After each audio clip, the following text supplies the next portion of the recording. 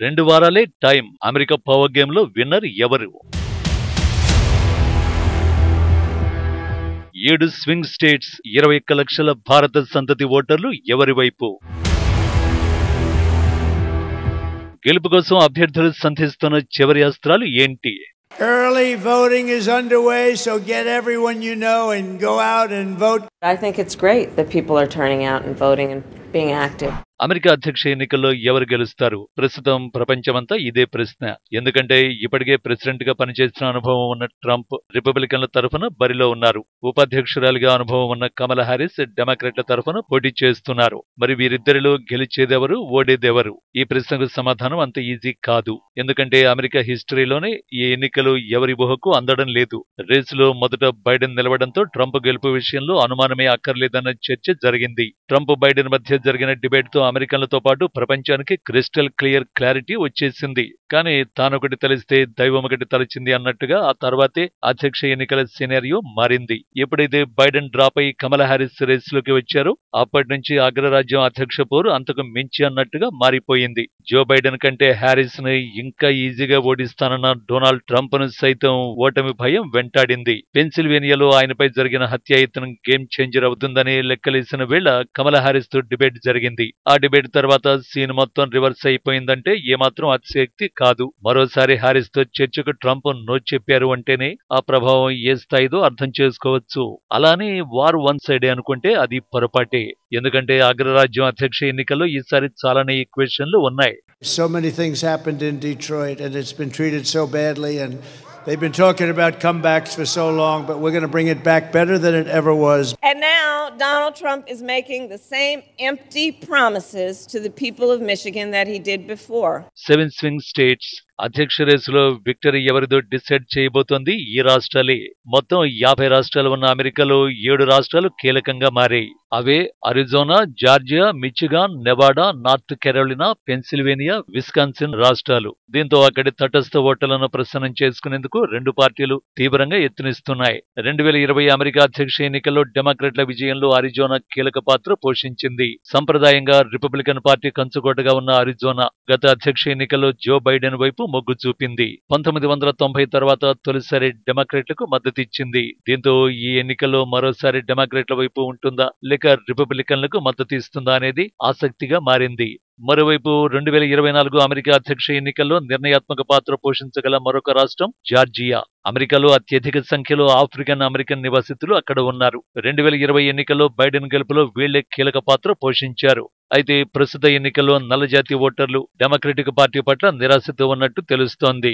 అది కమలా హారిస్ విజయ అవకాశాలపై ప్రభావం చూపే అవకాశం ఉన్నట్టు సమాచారం. దీంతో ఆఫ్రికన్ అమెరికన్ ఓట్లను రాబట్టేందుకు కమలా హారిస్ టీం తీవ్రంగా ప్రయత్నిస్తోంది. అమెరికా అధ్యక్ష ఎన్నికల్లో మరో కీలక రాష్ట్రం మిచిగాన్. గత 2 ఎన్నికల్లో అధ్యక్షుడిగా ఎన్నికైన వారి వైపే మిచిగాన్ ఓటర్లు మొగ్గు చూపారు. మిచిగాన్ లో ఎక్కువగా అరబ్ అమెరికన్ జనాభా ఉంటుంది. గాజాతో యుద్ధంలో ఇజ్రాయెల్ కు బైడెన్ మద్దతు ఇవ్వడంపై వారి నుంచి తీవ్ర వ్యతిరేకత వ్యక్తమవుతోంది. అమెరికా ఎన్నికల్లో కీలకమైన మిచిగాన్ ప్రాముఖ్యతను గ్రహించిన ట్రంప్ ఇజ్రాయెల్ గాజా వ్యవహారంపై ఇప్పటికే స్పందించారు. గాజాలో యుద్ధాన్ని ఆపాలని ఇప్పటికే ఇజ్రాయెల్ ను ట్రంప్ కోరారు. మిచిగాన్ ఓటర్లను ప్రసన్నం చేసుకునేందుకు 2 పార్టీలు దృష్టి సారిస్తున్నాయి. కానీ ఈ 2 వారాల్లో ఇజ్రాయెల్ యాక్షన్ బట్టే ఇక్కడి ఓటర్ల రియాక్షన్ ఉండబోతోంది. ఇజ్రాయెల్ కనుక ఎన్నికలకు ముందే ఇరాన్ పై దాడి చేస్తే ఆ ప్రభావం అరబ్ అమెరికన్ జనాభాపై తీవ్ర స్థాయిలో ఉంటుంది. కమలా హారిస్ కు మద్దతుగా ఓట్లు పడే అవకాశాలు తగ్గిపోతాయి. అలా జరగద్దని హారిస్ టీం కోరుకుంటున్నప్పటికీ పరిస్థితులు మాత్రం అలా లేవు. మరో స్వింగ్ స్టేట్ నెవాడాలో ఇటీవల జరిగిన పలు ఎన్నికల్లో ఓటర్లు డెమోక్రటిక్ పార్టీకి మద్దతిచ్చారు. అయితే ఈ ఏడాది రిపబ్లికన్లకు ఓట్లు పడొచ్చని తెలుస్తోంది. ముందస్తు పోల్స్లో నెవాడాలో జో బైడెన్ కంటే ట్రంప్ నకు ఎక్కువ మద్దతు దక్కింది. కానీ కమలా హారిస్ రాకతో అది కొంతమేర తగ్గింది. 2 పార్టీలు నెవాడాలోని గణనీయమైన లాటినో జనాభాపై దృష్టి సారిస్తున్నాయి. ఇక మరో కీలక రాష్ట్రం నార్త్ కెరోలినా. డెమోక్రటిక్ పార్టీ అధ్యక్ష అభ్యర్థిగా కమలా హారిస్ బరిలోకి వచ్చినప్పటి నుంచి పోరు హోరాహోరీగా సాగేలా కనిపిస్తోంది.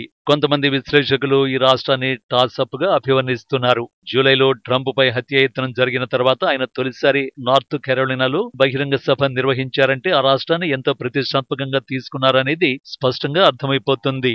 మరోవైపు డెమోక్రాట్లు కూడా నార్త్ కెరోలినాలో పట్టు సాధించేందుకు తీవ్రంగా ప్రయత్నిస్తున్నారు. ఇక పెన్సిల్వేనియా విషయానికి వస్తే తాను పెరిగిన నగరమైన స్క్రాంటన్ తో బలమైన సంబంధాలను కలిగి ఉన్న జో బైడెన్ 2020 ఎన్నికల్లో అక్కడి ఓటర్లను తన వైపు తిప్పుకోగలిగారు. అయితే పెన్సిల్వేనియాలో ఆర్థిక వ్యవస్థ ప్రధాన సమస్యగా ఉంది. బైడెన్ పరిపాలనలో పెరిగిన ద్రవ్యోల్బణం, క్రమంగా తగ్గిన జీవన వ్యయ ఒత్తిళ్లు ఓటర్లకు ముఖ్యమైన ఆందోళనగా ఉన్నాయి. పెన్సిల్వేనియాలో పెరుగుతున్న కిరాణా ధరల ప్రభావాన్ని ఇతర రాష్ట్రాల నివాసితుల కంటే తీవ్రంగా అనుభవించారని market intelligence provider data assembly తెలిపింది. ఈ పరిస్థితుల్ని ఉపయోగించుకుని లబ్ధి పొందాలని ట్రంప్ యత్నిస్తున్నారు. దీంతో పెన్సిల్వేనియాలో ఓటర్లు ఈసారి ఎవరి వైపు మొగ్గు చూపుతారు అనేది ఆసక్తిగా మారింది. మరో కీలక రాష్ట్రం విస్కాన్సిన్ ఓటర్లు 2016-2020 అధ్యక్ష ఎన్నికల్లో గెలుపొందిన అభ్యర్థుల వైపే మొగ్గు చూపారు. అయితే అక్కడ గ్రీన్ పార్టీకి చెందిన అభ్యర్థి జిల్ స్టోయిన్ ఉండడం వల్ల డెమోక్రాట్లు ఆందోళన చెందుతున్నారు. గ్రీన్ పార్టీ రాష్ట్ర ఎన్నికల చట్టాలను పాటించడం లేదని స్టోయిన్ ఎన్నికల నుంచి తొలగించాలని ఫిర్యాదు దాఖలు చేసింది. మరోవైపు విస్కాన్సిన్ లో గెలిస్తే అంతా గెలిచినట్టేనని ట్రంప్ వ్యాఖ్యానించారు. రిపబ్లికన్ పార్టీ జాతీయ సదస్సును సైతం మిల్వాకీ పట్టణంలోనే నిర్వహించారు. హ్యారిస్ కూడా డెమోక్రటిక్ పార్టీ అధ్యక్ష అభ్యర్థిగా అధికారికంగా నామినేట్ అయిన తర్వాత మిల్వాకీలో ఎన్నికల ప్రచారం నిర్వహించారు. దీంతో విస్కాన్సిన్ ఫలితం అమెరికా అధ్యక్ష ఎన్నికల్లో కీలకం కానుంది. ఇలా 7 స్వింగ్ స్టేట్స్ విషయంలో ఎవరి లెక్కలు వారికున్నాయి. ఆ రాష్ట్రాల ఓటర్లు ఎవరి వైపు స్వింగ్ అవుతారన్న ప్రశ్నకే వస్తే అమెరికా ఎన్నికల తీరును మొదట అర్థం చేసుకోవలసి ఉంటుంది. అమెరికా అధ్యక్ష ఎన్నికల్లో ఎక్కువ ఓట్లు సాధించిన అభ్యర్థి కాకుండా ఎక్కువ ఎలక్టరల్ కాలేజీ ఓట్లను సాధించిన వారి విజేతగా నిలుస్తారు. ప్రతి రాష్ట్రానికి జనాభాను బట్టి నిర్దిష్ట సంఖ్యలో ఎలక్టరల్ కాలేజీ ఓట్లు కేటాయిస్తారు. ఇలా మొత్తంగా అమెరికాలో 538 ఎలక్టరల్ కాలేజీ ఓట్లు ఉన్నాయి.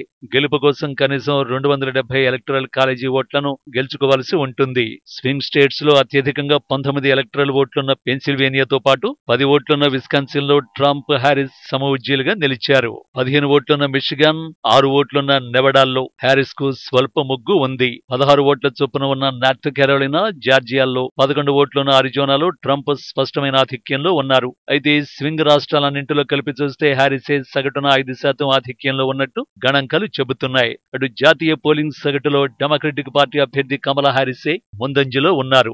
ఏబీసీ న్యూస్ వెబ్సైట్ 538 గణాంకాల ప్రకారం రిపబ్లికన్ అభ్యర్థి ట్రంప్ కు దేశవ్యాప్తంగా 46% మంది ఓటర్లు మద్దతు పలుకుతున్నారు. హ్యారిస్ కు కాస్త ఎక్కువగా 48% మంది మద్దతుండడం విశేషం. సెప్టెంబర్ నుంచి హ్యారిస్ ఆధిక్యత స్థిరంగా కొనసాగుతోంది. 7 కోట్ల మంది వీక్షించిన సెప్టెంబర్ 10 నాటి హ్యారిస్ ట్రంప్ డిబేట్ తర్వాత కూడా ఇందులో ఎలాంటి మార్పు లేదు. ఇక ఈ ఎన్నికల్లో స్వింగ్ స్టేట్స్ తర్వాత విక్టరీ డిసైడ్ చేసేది ఇండో అమెరికన్లే. ఆ దేశానికి వలస వచ్చిన వారిలో మెక్సికన్ల తర్వాత భారతీయులదే రెండో స్థానం.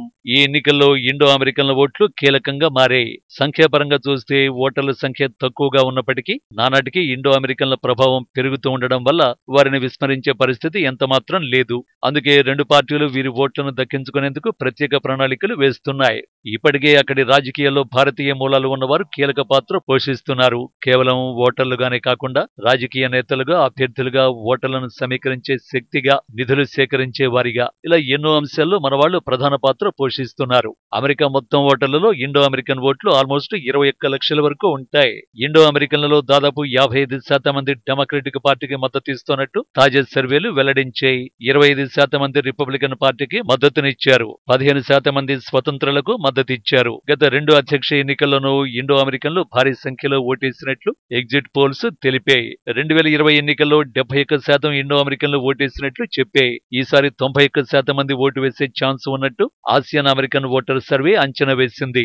ఈ లెక్కలన్నీ ఒక ఎత్తు అయితే అమెరికాలో ఓటర్ల సంఖ్య గణనీయంగా పెరగడం మరో కీలక అంశం. ఈసారి అధ్యక్ష ఎన్నికల్లో దాదాపు 24.4 కోట్ల మంది ఓటు వేయనున్నారు. గత ఎన్నికలతో పోల్చుకుంటే ఓటర్ల సంఖ్య పెరిగినట్లు సర్వేలు చెబుతున్నాయి. 2016 అధ్యక్ష ఎన్నికల్లో 59% మంది ఓటు హక్కును వినియోగించుకున్నట్లు ఫ్యూ రీసెర్చ్ సెంటర్ వెల్లడించింది. 2020 ఎన్నికల్లో 66% మంది ఓటేసినట్లు పేర్కొంది. 1900 తర్వాత ఇదే అత్యధికమని తెలిపింది. 2016లో 18 నుంచి 29 ఏళ్ల మధ్య వయసున్న యువత 39% ఓటు వేసినట్లు తెలిపింది. 2020 ఎన్నికల్లో అది 50%కి పెరిగినట్లు వెల్లడించింది. 2020 అమెరికా అధ్యక్ష ఎన్నికల్లో దాదాపు 60% యువ ఓటర్లు బైడెన్ కు ఓటేసినట్లు సర్వేలు తెలిపాయి. 36% మంది మాత్రమే మాజీ అధ్యక్షుడు ట్రంప్ నకు ఓటేసినట్లు వెల్లడించాయి. 30 నుంచి 44 ఏళ్ల వయసు వారిలో 52%కి పైగా బైడెన్ వైపు మొగ్గు చూపారు. 65 ఏళ్లు దాటిన వారిలో 62% ట్రంప్ నకు మద్దతు తెలిపారు. గత ఏడాది ఫ్యూ రీసెర్చ్ సెంటర్ నిర్వహించిన ఓ సర్వేలో 18 నుంచి 24 ఏళ్ల యువ ఓటర్లలో 66% మంది డెమోక్రటిక్ పార్టీకి మద్దతు ఇస్తున్నట్లు తేలింది. 25 నుంచి 29 ఏళ్ల వయసు ఓటర్లలో 64% మంది డెమోక్రటిక్ పార్టీ వైపు మొగ్గు చూపినట్లు సర్వే వెల్లడించింది. మొత్తంగా యువ ఓటర్లలో 55% డెమోక్రాట్ల వైపు ఉండగా 42% రిపబ్లికన్ల వైపు ఉన్నట్టు తెలిపింది. 80 ఏళ్లు పైబడిన వారిలో 58% మంది రిపబ్లికన్ పార్టీకి మద్దతు ఇవ్వగా 39% డెమోక్రటిక్ పార్టీ వైపు నిలిచినట్లు సర్వేలో వెల్లడైంది. ఇలా ఎలా చూసుకున్నా అధ్యక్ష రేసులో కమలా హ్యారిస్ ది పైచేయిగా కనిపిస్తోంది.